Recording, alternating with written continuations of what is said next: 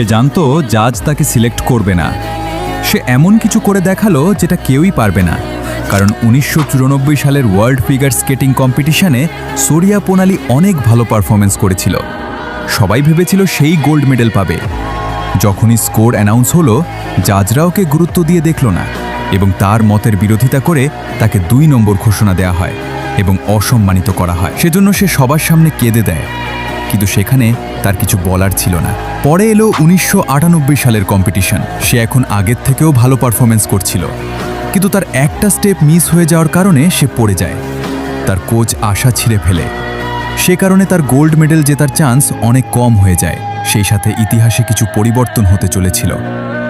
সে তখন যে তার আশা ছেড়েই ফেলেছিল, তখন সে এমন একটা মুভ করতে গেল যেটা সব আইস স্কেটিং কম্পিটিশনে ব্যান্ড ছিল, এবং যখন সে এই মুভটা দিল, সে সফল হয়ে গেল এবং সে ইতিহাসে এই আইস স্কেটিং ব্যাকফ্লিপ দেওয়া প্রথম ব্যক্তি হয়ে। এই মুভটা তার পয়েন্ট থেকে 2 পয়েন্ট মাইনাস করা হলো, তাও সে পৃথিবীর এই মুভটাতে প্রথম ব্যক্তি।